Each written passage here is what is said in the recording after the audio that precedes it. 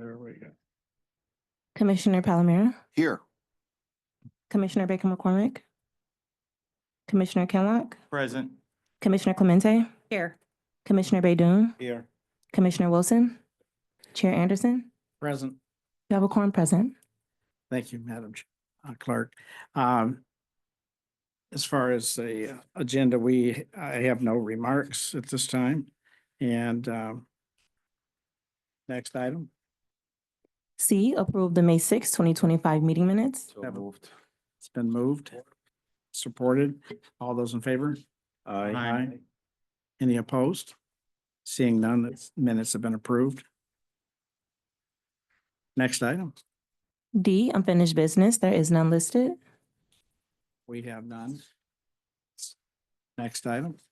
Moving to item 1 under new business, forwarding notification that the City Council Planning and Economic Development Standing Committee has rescheduled a public hearing for May 8, 2025 for Stafford House, Inc. to establish a commercial facilities exemption certificate in the area of 9301 Oakman Avenue.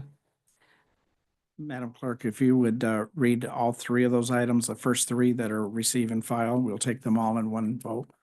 Item 2, forwarding notification of the City of Inkster's master plan update in accordance with Public Act 33 of 2008. And item 3, forwarding notification that a public hearing has been rescheduled for May 5th, 2025 to consider the adoption of the Canton Township Master Plan. Thank you. Item number 4. Oh, yes, we have take a motion to approve those 3 items. Okay. All those in favor? Please vote using your tablets. Right, we're just, sorry. Use your tablet. Motion carried. Next item on the agenda. Moving to item 4, requesting commission approval of a grant agreement with the Michigan Economic Development Corporation for safety improvements at the Muslim American Youth Academy in the city of Dearborn.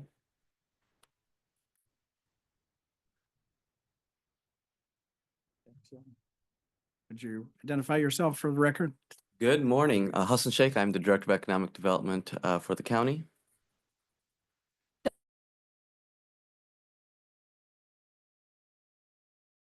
Partnership manager with Economic Vitality.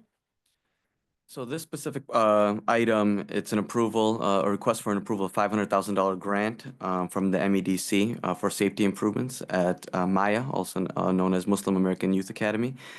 These grants will be used to improve facility access protection to meet safety and security concerns for Maya by adding secured and controlled entrance access to the facility for the children, staff, and the public utilizing the school.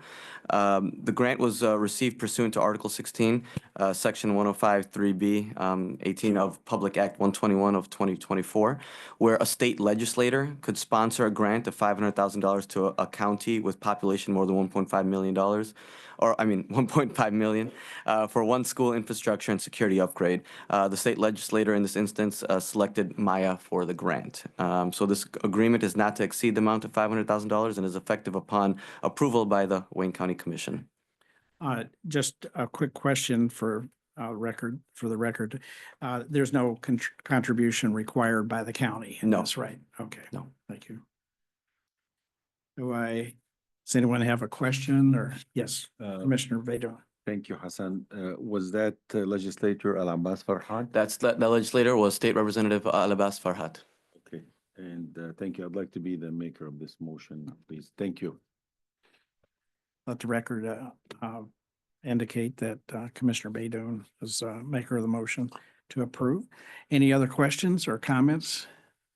Seeing none, entertain it. We've got a motion by Commissioner Baydoun. Do we have a second? Support? Commissioner Kenlock has seconded the motion to approve. All those in favor? Aye. Aye. Anyone opposed? Seeing none? That's been approved. Next item on the agenda, Madam Clerk. Item 5, requesting commission approval of a 2-year intergovernmental agreement with Henry Ford College to provide funding for the Wayne County Talent Pipeline Initiative. This was one of the items that was not passed when the first go around with the pipeline funding to increase or to build up the pipeline. Anyone have any question?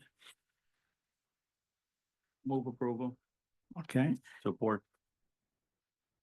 any questions? Could you give us a brief explanation of that? Absolutely. Good Chairman. morning, Hassan Sheikh, Director of Economic Development. Mr. Chairman, Economic Vitality Division Director. Mr. Chairman. With us, we also have Mr. Russ Cavaluna on from Henry Ford College as well. And we appreciate you being on, sir. So the Wayne County Talent Pipeline, this was something that was passed through the commission budget last year. We worked through, we've already gotten the 2 other schools approved from you guys. The Wayne County Talent Pipeline Initiative is a strategic approach that educational institutions undertake to ensure a continued supply of skilled workers to meet current and future employment needs. The goal is to proactively build a pool of qualified candidates who can fill roles as they become available, especially in critical or high demand fields. The funding of this project is proposed to be sourced from technical amendment to the 2023-2024 appropriation ordinance. Specifically for Henry Ford College, the total cost is going to be $250,000. Henry Ford College will use the funds to support adoption and expansion of virtual reality and augmented reality assisted learning in the career and technical education programs. With Wayne County support, HFC's larger scale project would position it as a regional and state leader in implementing effective VR, AR learning across career and technical programs. The focus is to expand and embed VR and AR technologies in 7 additional healthcare and skilled trade programs to meet the critical need for new, highly skilled talent in related career fields such as nursing, radiography, respiratory therapy, mechatronics, electrical technology, civil engineering technology, and plumbing and pipe fitting. With this investment, we're hoping to not only increase the pipeline of talent into our workforce, but this will be a great added addition to Wayne County. Okay. Any questions? Seeing none, we have a motion by Commissioner Kinlock or seconded by Commissioner Baydun. Mr. Chair, I'd just like to add that this is great news for Henry Ford College, my college from the early 80s. And, with the President Cavaluna at the helm, he's doing an amazing job. I'm so excited for this opportunity for Henry Ford. President Cavaluna, did you want to say anything? Commissioner, is he going to speak? Okay. Can you hear us? Mr. Chairman, can you hear me? Yeah, yes. Yes, we can. Okay. Okay, Mr. Chairman, thank you. Commissioner Baydun, thank you for your comments. Commissioners, just let me say thank you on behalf of Henry Ford College for this generous grant that will support some very, very needed equipment. And I just want to add to the summary of the project that this will allow us to teach more people in those fields that were just described by a large degree. Right now, we're space limited for the equipment that these students need to have to do this kind of education. But now with this VR and AR, we can not only double, but probably triple the capacity in these types of workforce development programs. So I want to say thank you. You do have a really sharp commissioner there who's an alum of our institution. I want to say thank you to Commissioner Baydun and to all the commission for its support. Thank you. Thank you for your comments. Commissioner Baker McCormick. Thank you, Mr. Chair. So we approved, what was it? 1.5 or 2 million for the same type of services for Simca, I believe, as well. Are we still kind of coordinating the programs, funding for different trades and different trades and skills? Are we coordinating any of that with Simca? Because again, and I know Wayne County Community College as well. We gave funding for trades and skill trades programs. So is there any type of coordination? That's the question. So when you're looking at the ecosystem of workforce development, as well as creating pipelines, there's always coordination in some capacity. And when we're talking about these specific projects and items that have come in front of you, they are separate projects, separate items.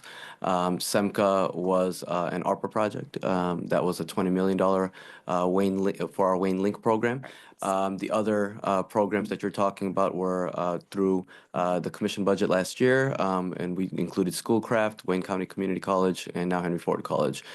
So in coordination, hopefully in some space, we'll see the coordinated numbers of folks, of us being able to retain talent, retain workforce, and seeing people get into jobs here in Wayne County, and seeing our unemployment rate go continuously down as we have seen it being going down. And, at the end of the day, our county executive, Mr. Warren C. Evans, and this body here working together to continue to create an ecosystem where folks not only want to stay here to work, but folks want to come here to work. And I believe in these programs. I just want to make sure that we're not duplicating, or maybe there could be some type of coordination between the colleges to better serve our communities, so that we're creating programs that are especially needed. And I don't know if there's any thought around that. I don't know if there's a board, a committee that kind of looks at these efforts together as to what's needed more than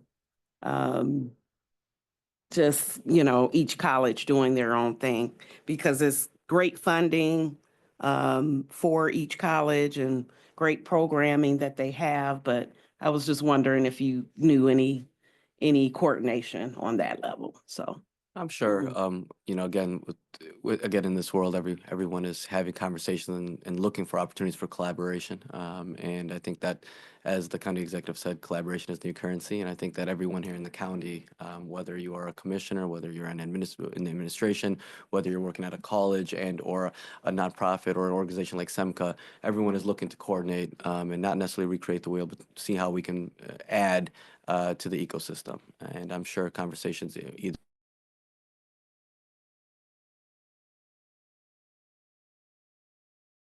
that we're moving the needle and where we really need to. So I didn't know if anyone knew if there is a group. Does anyone know at all of a group where the colleges come together? They have Okay. there is an association Okay. that they have that not only for the presidents, but also for the members of the Board of Trustees, the governing bodies as well. So I'm sure, as with NACO and all the other organizations, Okay. even with DWIN, those umbrella organizations are talking about Great. AI. It seems to be the The main buzzword thing, these right. days. Okay, great. Thank you. Commissioner Clementi. Thank you, Mr. Chair. I also would like to know how maybe the colleges are talking to our high schools to tell them about these things that are happening in Wayne County. I think a lot of counselors at high schools are maybe, I know they have job fairs and different things like that, but maybe when they're going out to these, they can say, oh, we're going to be having this new thing that in, partnership with Wayne County. So, because I did not know, as I'm looking, that Henry Ford had respiratory therapy, and I knew they had nursing, but I think that is very important too, another way. And yes, they do have a association of colleges, community colleges, higher ed, that they get together. So I just think that the more that we can promote this and let people know that these things are happening at the local level, and you're able to get a 2-year degree and then possibly go on. It's very important because our hospitals need these people. We need tradespeople. So I just hope that they are out there promoting that they're going to be having this. And how long will it take for all this to take place in our different higher education, like do we know when all this is being done? So the dollars there's a 2-year mark on that. Okay. Any other questions? Commissioner Baydun? Thank you, Mr. Chair. To answer my colleague Commissioner Clementes, Henry Ford College, without a doubt, is one of the few colleges around that has a dual enrollment program for high school students. In fact, many of the top students who excel and they go on to big universities, they start at Henry Ford College. They do dual enrollments while they're attending high schools, and many of them graduate from high schools like with 40 or 50 credit hours. So there is a strong correlation and efforts between Henry Ford College and the Dearborn Public Schools. Mr. Chair, There's, I'd like to note that Hey, Wayne, just- hey, get some order. Go ahead, Commissioner Kinlock. I'd like to say Wayne County Community College started their dual enrollment back in 1985. Thank you for the historical perspective. Does anyone want to talk about any other ones? Ditto, that's what I was gonna say too. And since it's been mentioned about any others, Schoolcraft does this. Yeah. Schoolcraft does the dual enroll. Right. You're like, whoa. Very big program they have. But anyway, and if there's no other questions, I think we have a motion to approve and support by Commissioner Baydun. All those in favor indicate by your vote on your tablet. Motion carried. Line register. Okay, there we go. And so moving on to item F.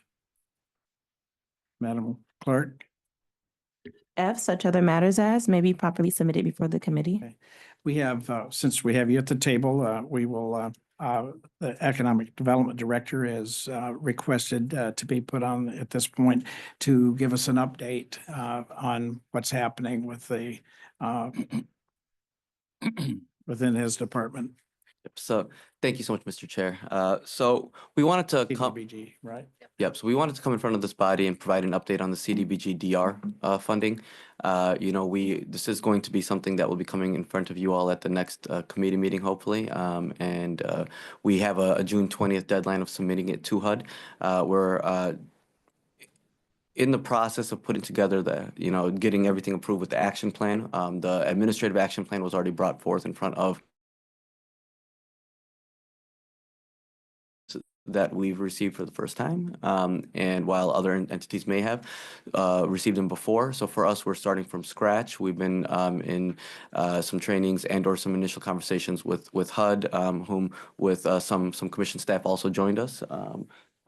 Yep. And so we've been trying to make sure as we're going through this that we're as communicative as possible with you all so you understand where we're at in the process.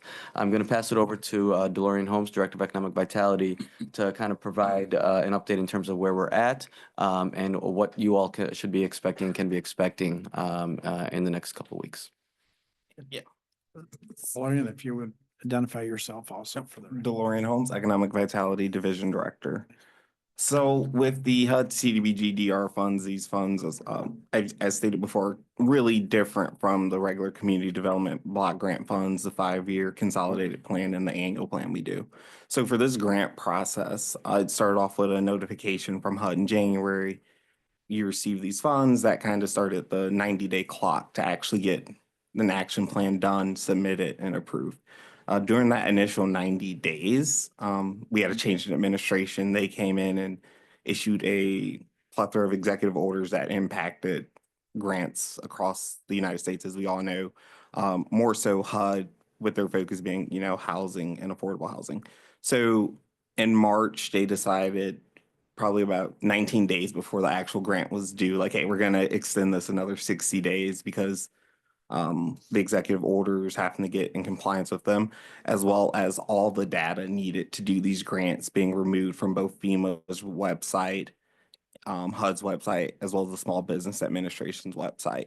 So we had to have creative ways of getting data, and then eventually SBA did issue back their data. FEMA still has not for grantees who's this their first time getting this award. So we weren't able to get individual flood data from FEMA as far as what residents may have applied for and said they needed.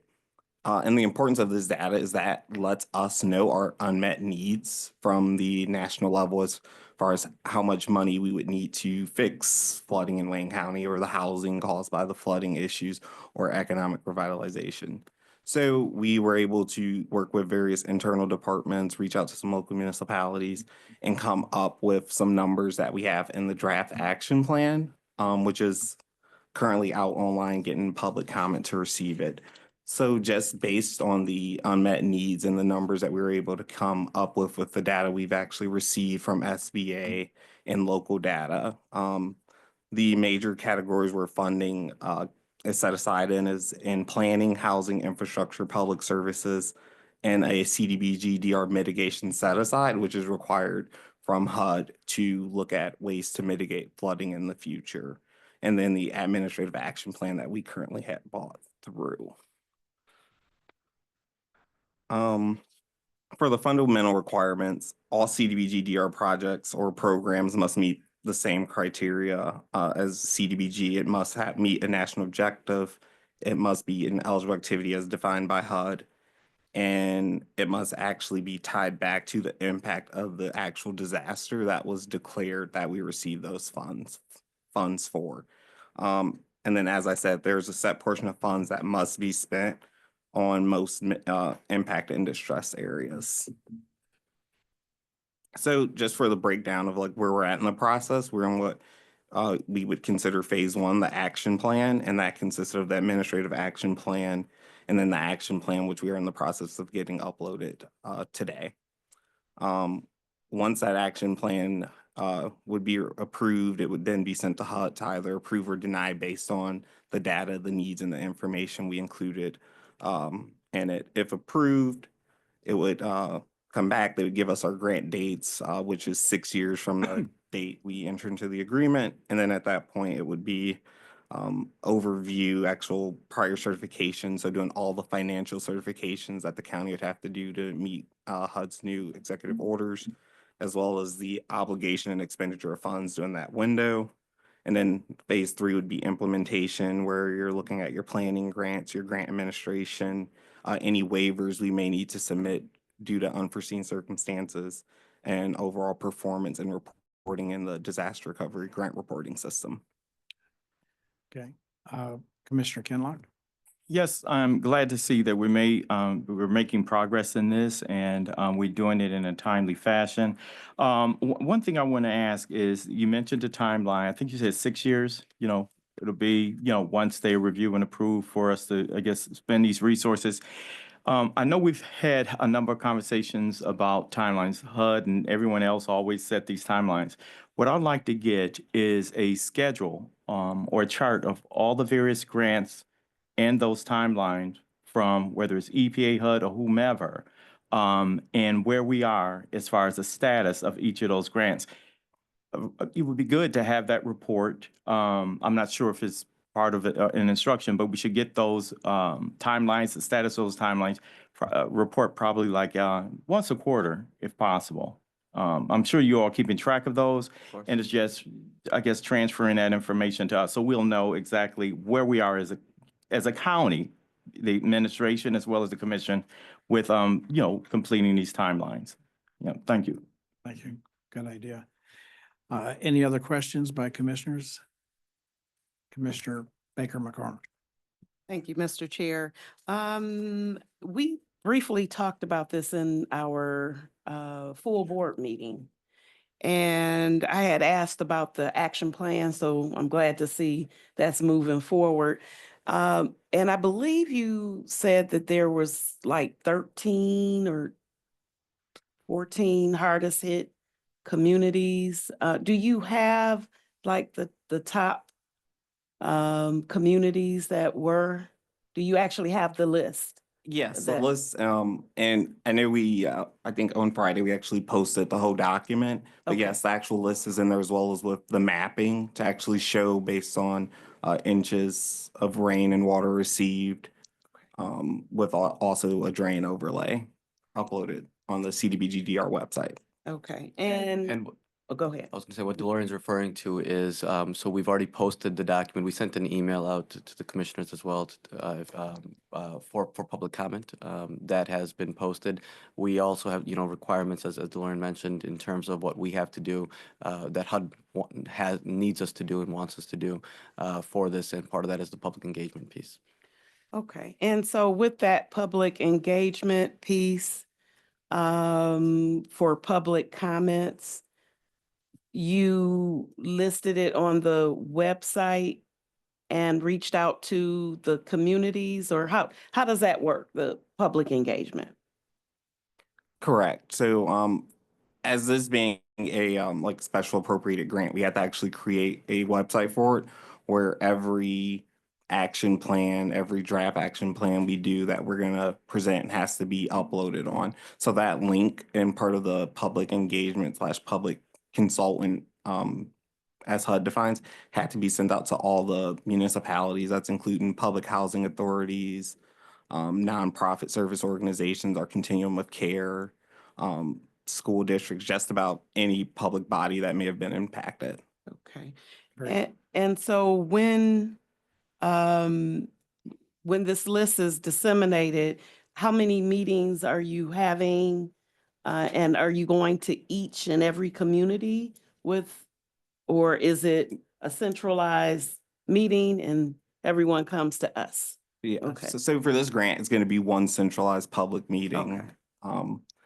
As defined, but the actual public outreach and consultant that I was saying is where, for example, I've had meetings with some of the housing commissions that may have been impacted. Some said, hey, this flood didn't impact us. So it's kind of like a hybrid where, the first email goes out saying, how were you impacted by this disaster? For the ones who say we weren't, it's that. For the other ones who said, hey, we were here, then there's more follow-up, like one-on-one conversations, getting the data and information, as well as them submitting the data and information to an online portal. But there's only going to be like one actual large public meeting that Okay. people will be able to talk about. And when is that?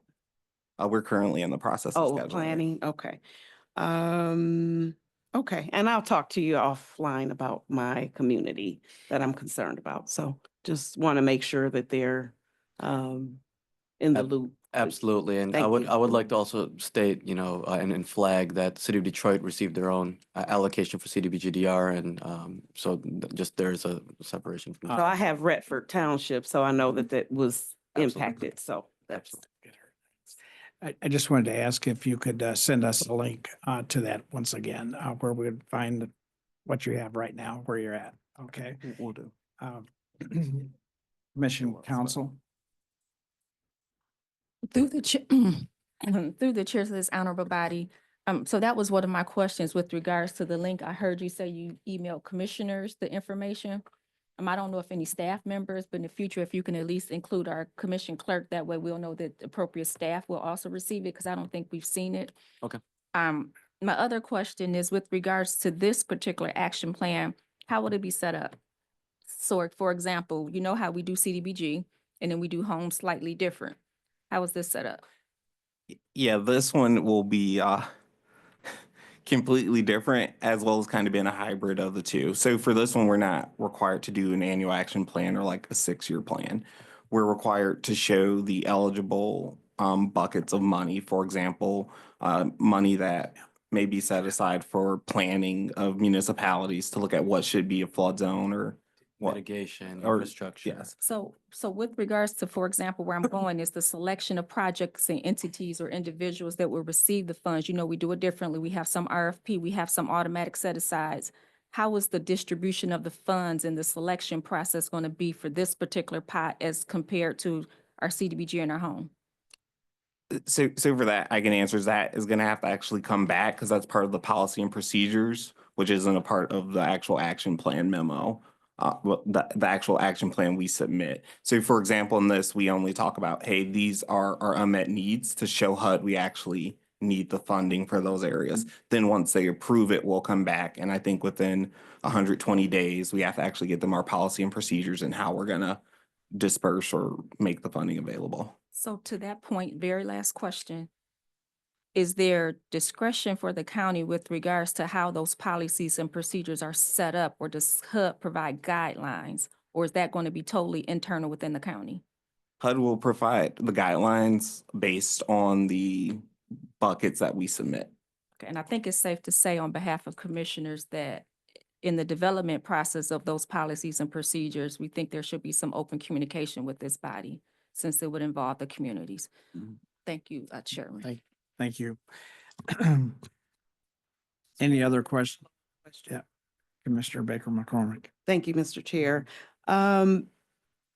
The requirements for the communities to provide, I guess, documentation on the flooding issues that they've had, what does that look like? So they would have to actually do a direct tie back to this, actually, the 3 days of flooding that happened in August of 23. So it would have to show, during these days, we may have gotten this amount of calls from residents based on this street being flooded or this, manhole not being able to take the amount of water. Sorry, I'm not DPS, I don't know the correct term, but for the water to actually go down. And then any other things they would be able to show that's directly tied back to the flood. So, they're coordinating with DPS on this, or is it coming directly to you from DPS? No, it would come directly from us, from the municipalities, because some municipalities have their own drains. We coordinated the actual individual data from like DPS drains that they maintain. Okay, so the communities though are coordinating with DPS if they, like for Retford, we work with DPS. And so for them to get the correct data for all of the issues, then are you directly working with DPS? Or I'm just trying to figure out how they who's coordinating what and So what reporting. So Okay. we've coordinated directly with county DPS and drains. We can't directly coordinate with the municipalities to submit what they may or may not need. Thank you. That was my Thank you. question. If there's no further questions, I have a question. Thank you, Mr. Chair. So I am confused because I never received an email. I'm looking at the Wayne County site. I don't see anything on there. Where are you posting this stuff at?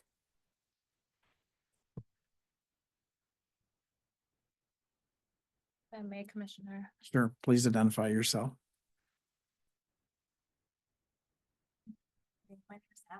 You're not on. Now you're on. There we go. Use my theater voice. Here we go. My name is Ashley McAdoo. I'm Commission Liaison for the Executive Office. So there will be an email coming out today that will provide the commission with the link.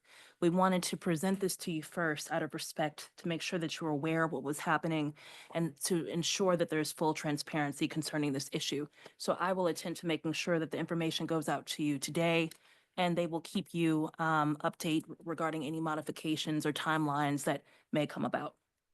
I appreciate that because I think it was stated that we got something and I'm pretty on top of things and we didn't. So even though it does affect any of my communities, thank you. Thank you. If there's no further questions, we'll move on, and thank you for the presentation and providing some update. And that's not an action item, so we'll move on to the next item on the agenda. Madam Clerk, G, public comments. do we have anything that's been electronically indicated as a comment by the public asking for an opportunity? No emails have been received, and there is no one on Zoom requesting a comment. Okay. Anyone in the audience here wishing to speak or ask a question? I don't see any hands raised. So we'll move on. Adjournment. Been moved and we're adjourned.